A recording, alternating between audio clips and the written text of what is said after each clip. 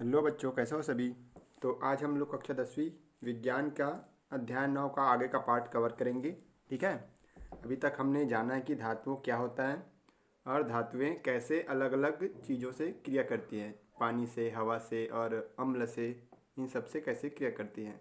अब देखते हैं धातुओं को प्राप्त कैसे किया जाता है। ठीक है। तो धातुएं क्या है। धातुएं मुख्यतः कहाँ उपस्थित रहती है? भूपर पट्टी में। भूपर पट्टी मतलब कि भूमि के अंदर में, जो ऊपर भूमि का ऊपरी भाग है, भूमि के अलग अलग लेयर्स आप लोग भूगोल में पढ़े होंगे पिछले कक्षा में। ठीक है। तो उसका जो ऊपरी परत है उसी में ये पाया जाता है। तो कुछ धातुएं जो है वो क्या है, प्रकृति में मुक्त अवस्था में, और कुछ क्या है, संयुक्त अवस्था में पाई जाती है। मुक्त अवस्था का मतलब क्या है कि वो किसी भी चीज़ों से क्रिया करके नहीं रहती, जैसे कि सोना।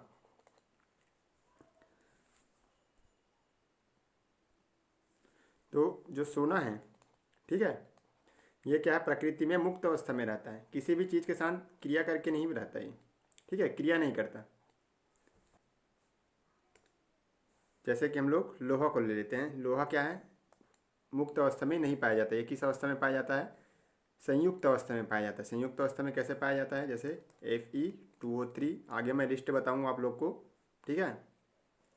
Fe3O4 इस अवस्था में पाया जाता है। ठीक है, इसको हेमेटाइट बोलते हैं, इसको मैग्नेटाइट बोलते हैं। वैसे ही अलग अलग जो धातुएं हैं अलग अलग चीज़ों के साथ पाया जाता है। Fe2 के रूप में भी पाया जाता है।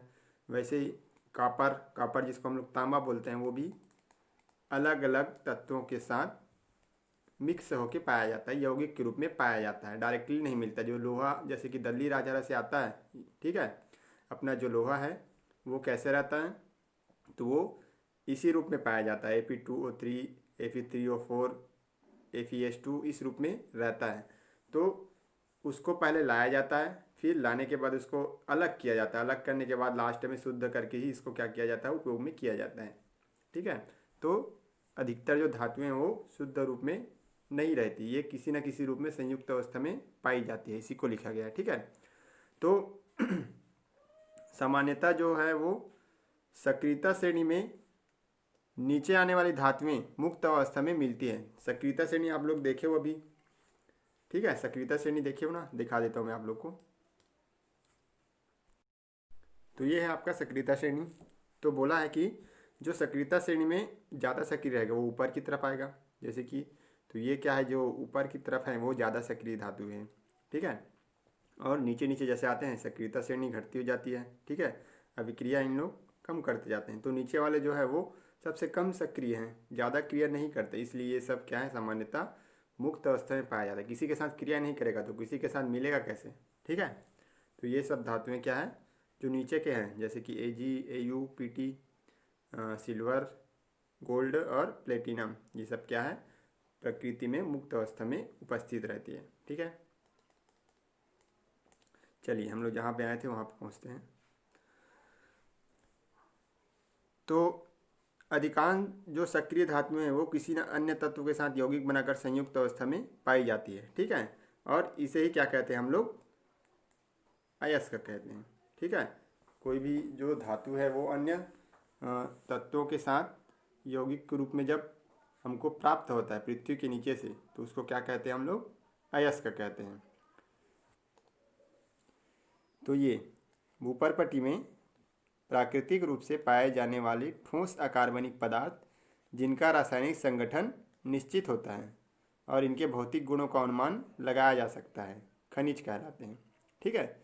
और इसका दूसरा परिभाषा मैं बताता हूँ कि जिनको खनिज खन करके जमीन के अंदर से खनन के द्वारा प्राप्त किया जाता है उसको क्या कहते हैं हम लोग, खनिज बोलते हैं। ये सिंपल सा परिभाषा है।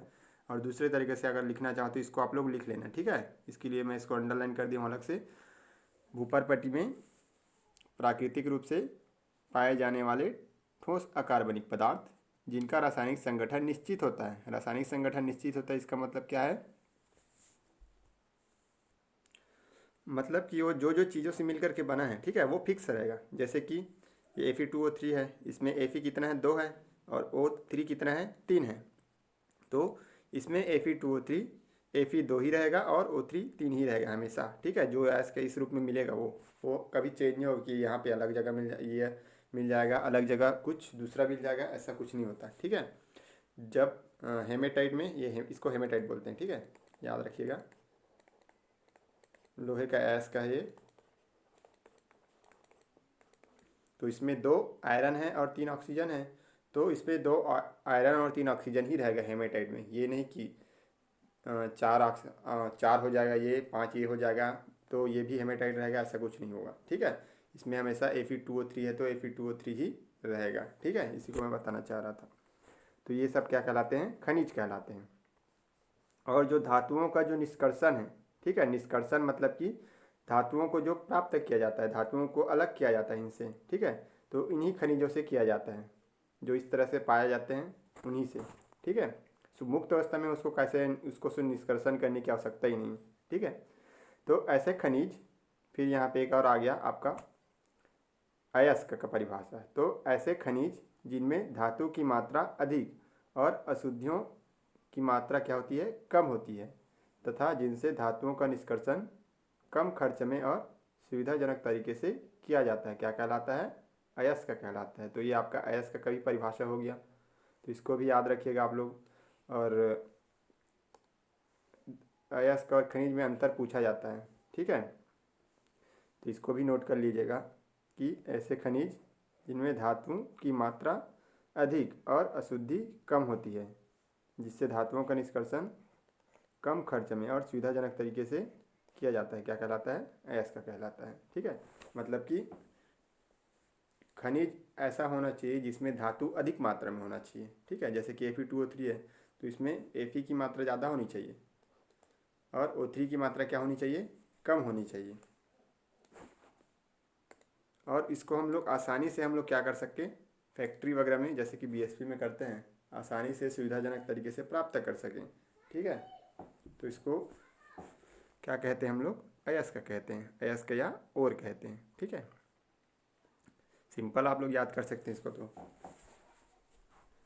सामान्यतः खनिज क्या है? अलग अलग प्रकार की चट्टानों में पाए जाते हैं। चट्टान आप लोग पढ़ चुके हो। सभी अयस्क खनिज होते हैं किंतु सभी खनिज अयस्क नहीं होते हैं, ये तो है, ठीक है।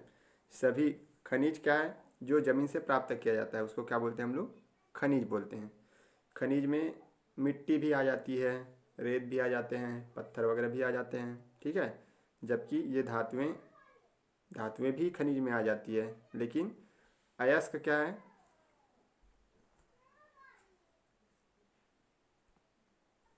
जिनमें धातु की मात्रा अधिक होती है, ठीक है, धातु की मात्रा अधिक होती है, तथा जिसको हम लोग आसानी से क्या कर सकते हैं? सुविधाजनक तरीके से अलग कर सकते हैं, ठीक है, जिनसे वो मिला हुआ है, तो इसको क्या बोलते हैं? अयस्क बोलते हैं। रेत को नहीं बोलेंगे अयस्क, ठीक है। तो ये था धातुओं में खनिज और अयस्क में डिफरेंस, ठीक है। और डिफरेंस का मैं आप लोग को नोट से दे दूंगा, उससे आप लोग अच्छे से लिख लेना। चलिए नेक्स्ट पेज में चलते हैं। तो ये कुछ धातुओं के अयस्क के नाम हैं और उनका सूत्र है, ये पूछा जाता है, इसको याद रख लीजिएगा आप लोग, नोट कीजिएगा इसको, ये टेबल को बुक में भी आप लोग को दिया गया है। तो इसको ऐसी मैं ब्रीफ में शॉर्ट में बोल देता हूँ। तो अयस्क का जो प्रकार है, अयस्क कई प्रकार के होते हैं। यौगिक, बेसिकली बोल सकते हैं इसको यौगिक, ठीक है। तो ऑक्साइड आप लोग पढ़े हो, ऑक्साइड। ऑक्साइड किसको बोलते हैं? जिसमें ऑक्सीजन होता है, शामिल होता है, उसको ऑक्साइड बोलते हैं। कार्बोनेट, कार्बोनेट CO3, इसमें O रहता है, इसमें CO3 रहता है। सल्फाइड में S, सल्फर रहता है, और सल्फेट में SO4 रहता है, ठीक है। तो ऑक्साइड में क्या आ जाएगा हमारा? हेमेटाइट, हेमेटाइट में ऑक्सीजन है, ठीक है। मैग्नेटाइट में भी ऑक्सीजन है, तो Fe2O3 है। ये क्या है हमारा? अभी मैं लिखा था वही है, Fe2O3।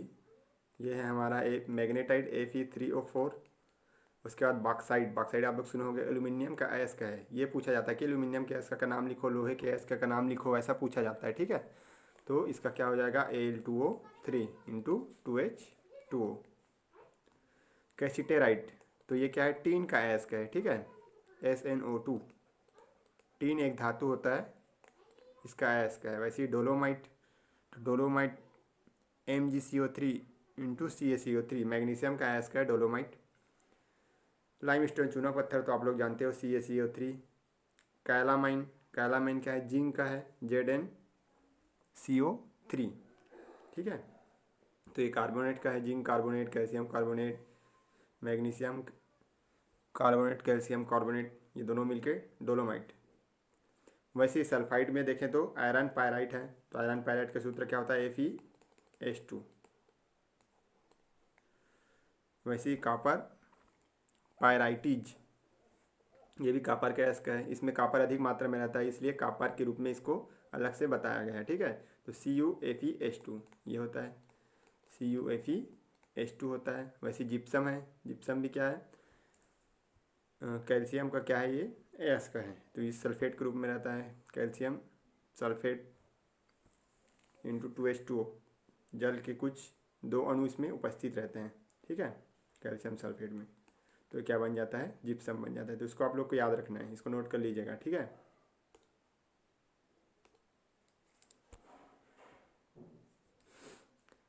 ये कुछ छत्तीसगढ़ के प्रमुख खनिज हैं जो कहाँ कहाँ पाए जाते हैं उसके बारे में दिया गया है, ठीक है। तो इसको आप लोग देख लीजिएगा, बुक में आप लोग के दिया गया है, इसको मैंने ऐसे ही रख लिया है। हेमेटाइट कहाँ कहाँ पाया जाता है, छत्तीसगढ़ में दंतेवाड़ा, बस्तर, कांकेर, नारायणपुर, रायपुर, कबीरधाम, ये सब जगह में पाया जाता है। बॉक्साइड जो है सरगुजा, कोरबा, जसपुर, कांकेर, बस्तर, कबीरधाम। लाइमस्टोन, देखो लाइमस्टोन जहाँ जहाँ पाया जाता है, क्योंकि लाइमस्टोन किसको बोलते हैं, चूना पत्थर, चूना पत्थर से क्या बनता है, हमारा सीमेंट बनता है, ठीक है। तो इन जगहों में सीमेंट के कारखाने आप लोग को ज़्यादा मिल जाएंगे। वैसे ही हेमेटाइट ये है कांकेर, रायपुर, कबीरधाम, दंतेवाड़ा, इस जगह में है। डोलोमाइट जो है वो दुर्ग, कबीरधाम, बिलासपुर, जांजगीर चांपा में है। अलेक्जेंड्राइट, क्राइसो बेराइल भी बोला जाता है इसको, अलेक्जेंड्राइट को, ये भी एक प्रकार का क्या है, खनिज है। तो ये रायपुर के देवभोग में पाया जाता है, ठीक है। बेसिकली इसको हीरे का एक प्रकार माना जाता है। वैसे कैसिटेराइट आप लोग को टीन का बताया था, ये दंतेवाड़ा बस्तर में पाया जाता है। कोरंडम ये दंतेवाड़ा में पाया जाता है। सोना रायपुर, कांकेर, रायगढ़, महासमुंद, बस्तर, गरियाबंद जिले में भी पाया जाता है। और ये अभ्रक जो है रायपुर, बस्तर, सरगुजा, जसपुर में पाया जाता है, ठीक है। तो पूछ सकता है कुछ कुछ मेन आप लोग याद कर लिएगा, इसको नोट कर ले रहना, ठीक है। अब देखते हैं कि अयस्क का निष्कर्षण कैसे करते हैं। तो चलिए देखते हैं धातु कर्म होता क्या है, ठीक है। तो अयस्क से धातु प्राप्त करने की जो प्रक्रिया है वही क्या कहलाता है, धातु कर्म या धातु का निष्कर्षण, ठीक है। हमको अयस्क मिल गया, अब अयस्क से हमको धातु प्राप्त करना है, तो वो जो पूरी प्रक्रिया जिन जिन स्टेप्स को फॉलो करके हम लोग धातुओं को प्राप्त करेंगे लास्ट फाइनली, ठीक है, तो इसको हम लोग क्या बोलेंगे, धातु कर्म, मेटलर्जी या धातु का निष्कर्षण, ठीक है। पूछा जाता है धातु कर्म किसे कहते हैं, तो आप लोग ये लिखोगे, ठीक है। तो मेनली 3 स्टेप्स में धातुओं को प्राप्त किया जाता है। वे 3 स्टेप्स क्या हैं, पहला है अयस्क का सांद्रण, ठीक है, कॉन्सेंट्रेशन ऑफ ओर, तो ये क्या होता है मैं भी बताता हूँ। दूसरा है हमारा धातु का निष्कर्षण, एक्सट्रैक्शन ऑफ मेटल, और तीसरा है धातु का शुद्धिकरण, प्यूरिफिकेशन ऑफ मेटल। तो अयस्क का सांद्रण, तो अयस्क का सांद्रण किसको बोलेंगे, तो जो भी हम लोग खनिज प्राप्त होगा, ठीक है, अंदर से ज़मीन से प्राप्त करेंगे खनिज, ठीक है, और उसमें कई प्रकार की मिट्टियाँ लगी रहेंगी, कई प्रकार की इधर उधर की अशुद्धियाँ रहेंगी, उनको पहले अलग करना पड़ेगा ना भाई, तभी तो आगे का प्रोसेस हम लोग करेंगे, गलाएंगे, जो भी करेंगे। उससे पहले क्या करते हैं हम लोग, बाहर से भी सब्जियाँ वगैरह लाते हैं, खाना पकाने से पहले क्या करते हैं, उसको पहले धोते हैं, तो ये धोना ही है एक प्रकार का, आप कह सकते हैं, ठीक है। तो अयस्क का सांद्रण मतलब कि धातुओं जो भी अयस्क हमको मिला हुआ है उसको क्या करेंगे हम लोग, साफ करेंगे, अशुद्धियों को दूर करेंगे पहले, ठीक है।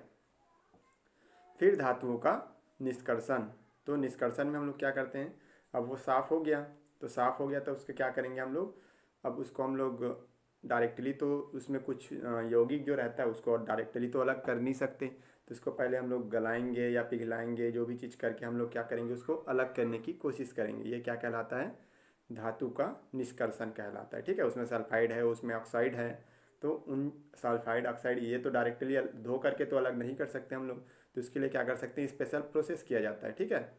जैसे BSP में बड़े बड़े ब्लास्ट फर्नेस लगे हैं, आप लोग देखो, वात्या भट्टी इसको बोला जाता है, ठीक है, उसमें से गुजारा जाता है, पिघलाया जाता है अलग अलग ताप में, तो कैसे होता है अभी हम लोग आगे पढ़ेंगे, ठीक है। तीसरा है हमारा धातु का शुद्धिकरण। अब यहाँ से निकल गया, निकल के हमको प्राप्त तो हो गया धातु, लेकिन उसमें अभी भी कुछ ना कुछ थोड़ा बहुत अशुद्धि बचा रहता है, तो उसको फिर से हम लोग क्या करते हैं, शुद्ध करते हैं। तो इसी को क्या कहा जाता है, धातु का शुद्धिकरण कहा जाता है। तो चलिए बारी बारी से देखते हैं। पहला है हमारा अयस्क का सांद्रण। तो अयस्क का सांद्रण में हमारा अगला प्रकार क्या है उसको देखते हैं। तो हमारा जो अयस्क का सांद्रण है उसमें पहला प्रकार है गुरुत्व पृथक्करण विधि। तो ये पॉइंट बना के अलग से पूछा जाता है, गुरुत्व पृथक्करण विधि को समझाइए। तो इसमें क्या होता है तो इसमें क्या होता है, ऐसे अयस्क को इस विधि से क्या किया जाता है, सांद्रण किया जाता है, जिसका जो आपेक्षिक घनत्व, घनत्व मतलब कि कितना घना है उसमें जो पदार्थ हैं, ठीक है, वो कितना घना है, कितनी मात्रा में उपस्थित है, ठीक है, उसका जो घनत्व है उसके जो उसके साथ मिला हुआ है, जैसे कि Fe2O3 है, इसमें जो भी मिट्टी वगैरह जो भी चीज़ मिला होगा, ये Fe2O3 खाली मिलेगा ज़मीन से, तो उसमें खाली Fe2O3 डायरेक्टली नहीं मिलेगा, इसमें मिट्टी रहेगा, धूल कंकड़ ये सब चीज़ चिपके हुए रहेंगे, ठीक है। तो वो जो धूल कंकड़ मिट्टी है उनका जो घनत्व है इसके अपेक्षा अगर कम है, ठीक है, या अंतर अधिक है, ये इसका घनत्व ज़्यादा है, ठीक है, और उसका घनत्व कम है, तो जब घनत्व में अंतर बहुत ज़्यादा रहता है तो इस विधि का उपयोग किया जाता है, ठीक है। तो इसमें क्या किया जाता है, तो यहाँ से देखिए, देख सकते हैं आप लोग, ऐसे नल जैसे रहता है, यहाँ से पानी की बौछार की जाती है, ठीक है, और यहाँ पर क्या रख दिया जाता है, वो जो अयस्क है, ये फिर जो भी हो अयस्क, उसको यहाँ पे रख दिया जाता है ऐसे। और जैसे ही पानी का बौछार इधर से जाता है, पहले तो उसको थोड़ा सा बारीक पीस लिया जाता है इसको, या फिर जो भी चीज़ रहता है उसको, ताकि नहीं तो डायरेक्टली बड़ा बड़ा रहेगा तो वो तो ऐसे ही यहीं पे रुक जाएगा ना। तो पहले इसको बारीक चूर्ण के रूप में क्या कर लिया जाता है, पीस लिया जाता है। पीसने के बाद यहाँ पे रखा जाता है, तो रखा जाता है तो क्या होता है, इधर जैसे जैसे बहते जाएगा, तो चूँकि इसका जो घनत्व है वो ज़्यादा रहेगा और जो धूल कंकड़ मिट्टी है उसका घनत्व कम रहेगा, तो वो क्या करेगा, पानी के ऊपर तैरते तैरते तैरते तैरते क्या हो जाएगा, इसमें बह करके इधर आ जाएगा। जबकि इसका घनत्व ज़्यादा रहेगा, तो यहाँ पर ऐसे बना हुआ है ना, देख सकते हैं आप लोग, इसमें क्या हो जाएगा, ये बैठ जाएगा तली में, ठीक है, बैठ करके रुक जाएगा। तो फिर जैसे जैसे बैठते जाएगा इसको क्या कर लिया जाएगा, अलग करके दूसरे जगह में शिफ्ट कर दिया जाएगा, ठीक है। और जो अशुद्धि है, जो घनत्व कम वाली अशुद्धियाँ, वो क्या हो जाएगी, अलग से कंटेनर में इकट्ठी हो जाएगी पानी के साथ, ठीक है। तो यहाँ गुरुत्वाकर्षण शक्ति काम करती है, इसलिए इसको क्या बोला जाता है, गुरुत्व पृथक्करण विधि कहा जाता है, ठीक है। तो प्रायः कौन से अयस्कों को इसमें किया जाता है, तो कार्बोनेट है, ऑक्साइड है, इन अयस्कों के सांद्रण के लिए इस विधि का उपयोग किया जाता है, ठीक है। और हेमेटाइट जो अयस्क है, जो BSP में जो लोहा आता है, ठीक है, लोहे का सांद्रण भी इसी विधि से किया जाता है, ठीक है। चलिए हमारा जो अगला प्रकार है वो है चुंबकीय पृथक्करण विधि, ठीक है, मैग्नेटिक सेपरेशन मेथड। तो इसमें क्या होता है, तो उसमें ऐसे अयस्कों का प्रयोग किया जाता है जो चुंबक की ओर आकर्षित हो जाते हैं, ठीक है, चुंबकीय पदार्थ होते हैं, चुंबक के गुण उसमें कुछ रहते हैं, ठीक है। तो ऐसे अयस्क को इस विधि से सांद्रण किया जाता है। तो इसमें होता क्या है, चलिए देखते हैं।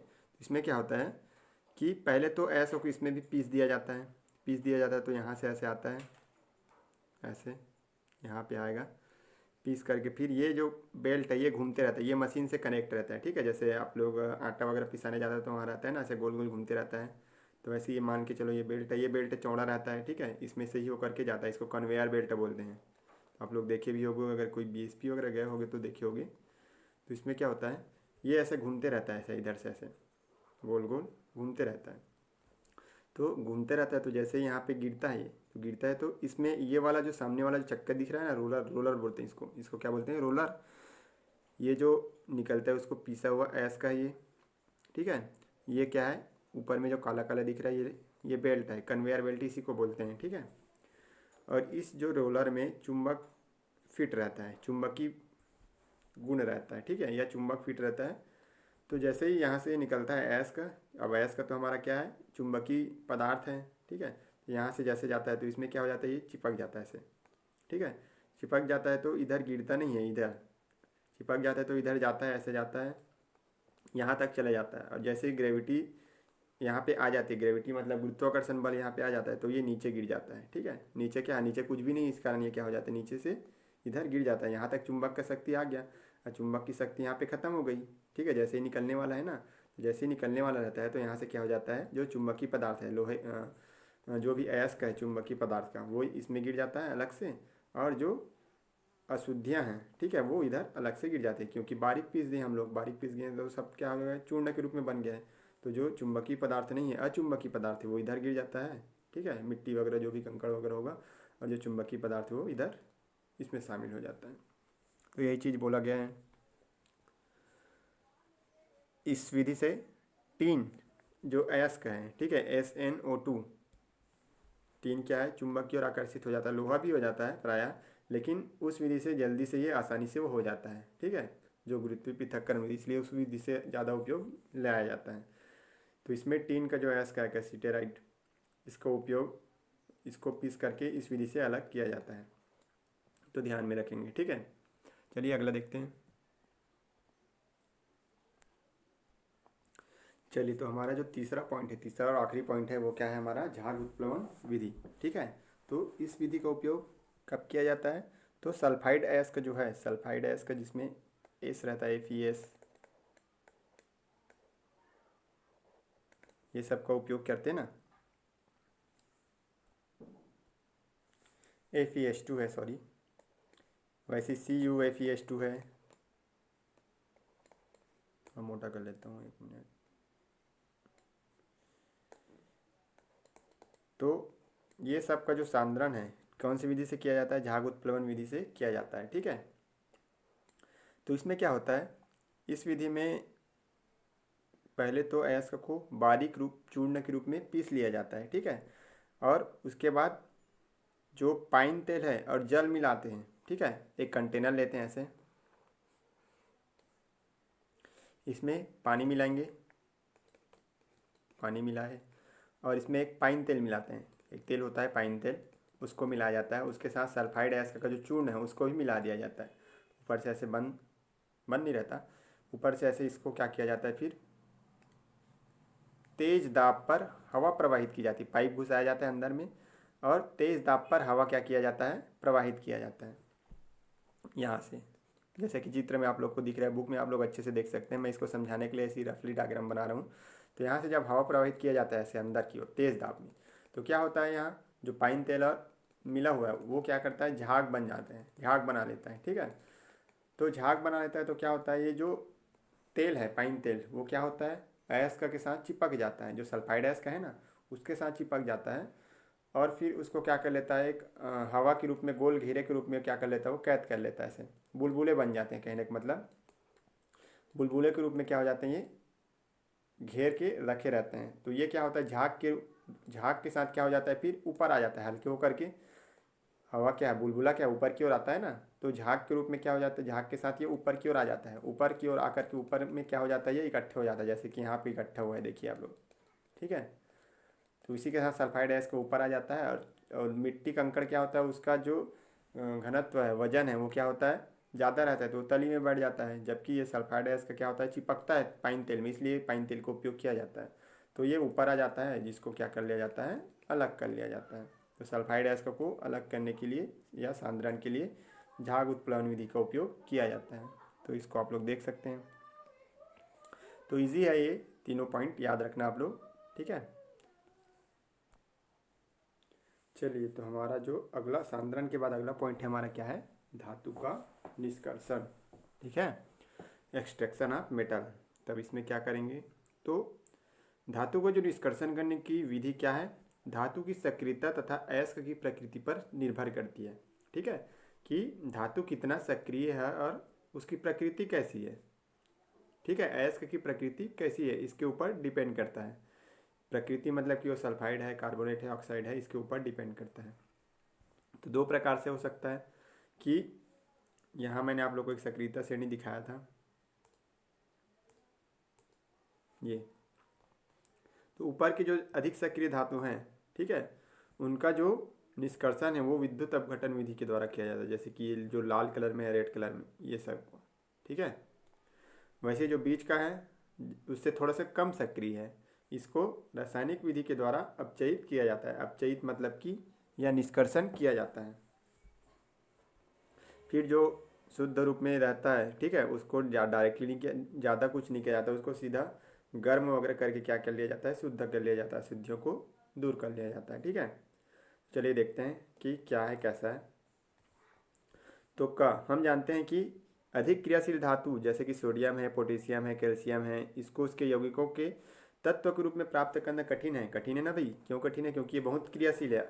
जैसे ही अलग करेंगे फिर से किसी के साथ क्रिया कर लेगा। पानी में डुबाएंगे, पानी में जल जाता है, हवा में रखेंगे तो हवा के साथ क्रिया कर लेता है। ठीक है, तो इन यौगिकों में विद्युत धारा प्रवाहित करने पर धन आयन और ऋण आयन में अलग होकर कैथोड पर जाकर अपचयित हो जाते हैं तथा धातु प्राप्त होती। तो इन यौगिकों को क्या करते हैं हम लोग, धन आयन और ऋण आयन के रूप में, मतलब पहले NaCl का आप लोग पढ़े वैसे वाला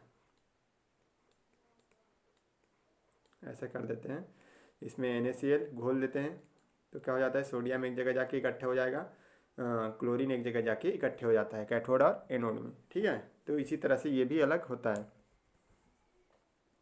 और जो सोडियम है वो कैथोड में जाएगा और कैल्शियम क्या है, एनोड में जाएगा और अपचयित हो जाता है। अपचयित हो जाता है मतलब कि ये टूट जाता है, टूट करके अलग हो जाता है और सोडियम धातु हमको प्राप्त हो जाता है। ठीक है, तो इस प्रक्रिया को हम लोग क्या बोलते हैं, विद्युत अपघटन, इलेक्ट्रोलाइसिस।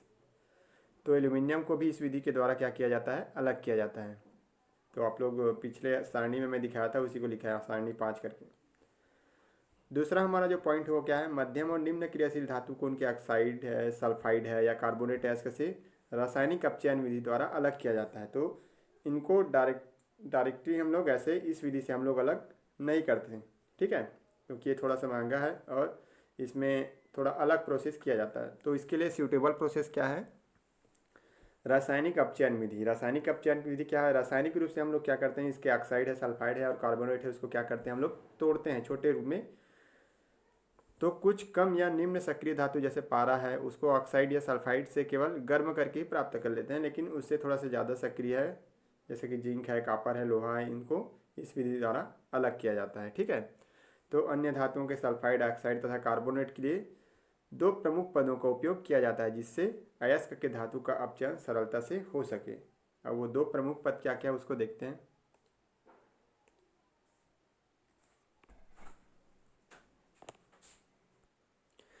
तो क्या किया जाता है, धातु का जो सल्फाइड अयस्क है या कार्बोनेट का जो अयस्क है, ठीक है, उसको ऑक्साइड में बदला जाता है। पहले ऑक्साइड के रूप में क्या किया जाता है, बदला जाता है। तो उसको बदलने के लिए 2 विधियों का उपयोग किया जाता है, 2 तरीके से। सल्फाइड और कार्बोनेट अयस्क को ऑक्साइड में बदलने के लिए 2 विधियों का उपयोग किया जाता है। क्या क्या है, पहला, तो पहला है हमारा जो सांद्रित सल्फाइड अयस्क है, जब वायु या ऑक्सीजन की उपस्थिति में उसके गलनांक से कम तापक्रम तक गर्म किया जाता है। मतलब कि गलाया नहीं जाता उसको, गर्म तो किया जाता है लेकिन उसको गलाया नहीं जाता, गलनांक से नीचे रखा जाता है। ठीक है, तो ये प्रक्रिया क्या कहलाती है, भर्जन, रोस्टिंग कहलाता है। ठीक है, अलग से हम लोग गर्म करते हैं, जैसे कि भुट्टा, भुट्टा को आप लोग पिघलाते हो क्या, नहीं पिघलाते, उसको क्या करते हैं हम लोग, भर्जन करते हैं। भुट्टा को गर्म करते हैं ना, वो हमारा क्या है, भर्जन है। ठीक है, तो ऐसे इसको भी किया जाता है। तो सल्फाइड इसको क्या किया जाता है, ऑक्सीजन या वायु की उपस्थिति में गलनांक से कम ताप पर गर्म किया जाता है। तो ये क्या कहलाता है, भर्जन कहलाता है। पूछता है ना भर्जन किसे कहते हैं, तो इसको नोट करें ना आप लोग। तो इस क्रिया में अशुद्धियाँ क्या हो जाती है, वाष्पित हो जाती है। जैसे कि भुट्टा है, कोई भी चीज़ है, उसकी नमी को दूर करना है तो क्या करते हैं हम लोग, गर्म करते हैं ना, उसको हल्का गर्मी देते हैं। गर्मी देते हैं तो क्या हो जाती है, उसके जो अशुद्ध नमी वाष्पित हो जाती है। इसी प्रकार इसमें भी क्या होता है, अशुद्धियाँ क्या हो जाती है, वाष्पित हो जाती है, वाष्प बन करके उड़ जाता है। ठीक है, हवा बन के, जिसके कारण धातु के जो यौगिक है अपचयन क्या हो जाता है, सरलता से हो जाता है। इन अशुद्धियों के कारण सरलता से नहीं हो पाता था सल्फाइड के कारण।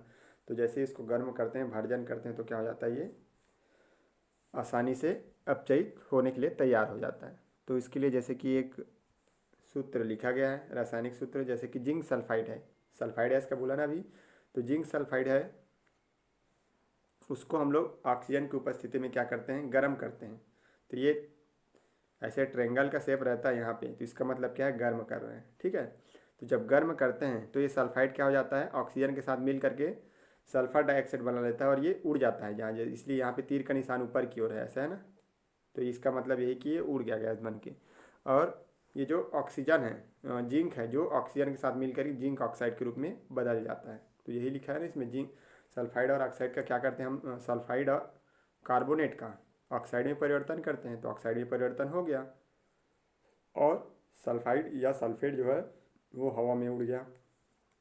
दूसरा हमारा क्या है, सांद्रित अयस्क को जब वायु की अनुपस्थिति में उसके गलनांक से कम ताप पर गर्म किया जाता है। देखिए ऊपर वाले में क्या किए थे, गलनांक से कम ताप पर वायु की उपस्थिति में गर्म किए थे। यहाँ पर हम लोग क्या करेंगे, वायु की अनुपस्थिति में क्या करेंगे, उसके गलनांक से कम ताप पर क्या करेंगे, गर्म करेंगे।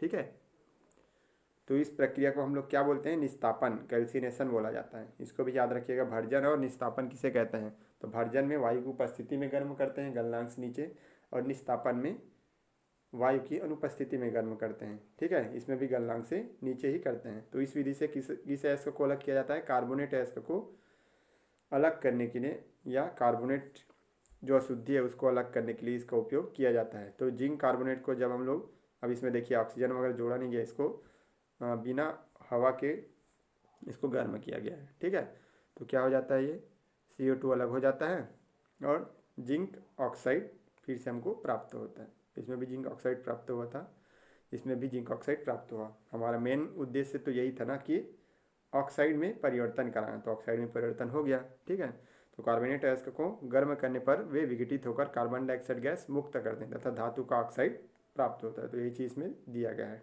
ठीक है, तो ये 2 पॉइंट को आप लोग ध्यान में रखिएगा। चलिए अगला पॉइंट देखते हैं। अब हमारा जो कार्बोनेट और सल्फाइड का ऑक्साइड में परिवर्तन तो हो गया। ठीक है, अब जो ऑक्साइड है उसका फिर क्या करेंगे, धातुओं में अपचयन करेंगे। अपचयन मतलब होता है तोड़ना, धातु के रूप में उसको क्या करेंगे, परिवर्तित करेंगे, अलग करेंगे, तोड़ेंगे। धातु हमको ऑक्साइड के रूप में मिला था ना, ZnO मिला था इसका, वैसे FeO सब चीज़ O के रूप में मिलेगा। ठीक है, तो यहाँ से ऑक्सीजन को अलग करना है हमको। तो अलग करना मतलब कि इसको क्या करना है, तोड़ना है, अपचयित करना है। ठीक है, तो एस्को के ऑक्साइड में परिवर्तन के पश्चात धातु के ऑक्साइड का अपचयन किया जाता है। ठीक है, ऑक्साइड में बदलने के बाद ऑक्साइड को अलग करना है। तो धातु ऑक्साइड को अपचायक तथा गालक के साथ मिलाकर गर्म किया जाता है। ठीक है, अपचायक मतलब कि जो तोड़ने के लिए काम करता है, और गालक उसको गलाने के लिए काम करता है। दोनों चीज़ों के साथ मिला दिया जाता है। ठीक है, फिर गर्म किया जाता है, तब धातु द्रव अवस्था में प्राप्त होती है। अब उसको गालक मिलाएं मतलब गल गया तो द्रव अवस्था में प्राप्त होगा ना। तो इस प्रक्रिया को क्या कहा जाता है, प्रगलन। तो इसको भी पूछा जाता है, प्रगलन किसे कहते हैं, स्मेल्टिंग बोला जाता है इंग्लिश में। तो धातु ऑक्साइड को अपचायक तथा गालक के साथ मिलाकर गर्म किया जाता है, तब धातु द्रव अवस्था में प्राप्त होती है। इस प्रक्रिया को क्या कहते हैं, प्रगलन।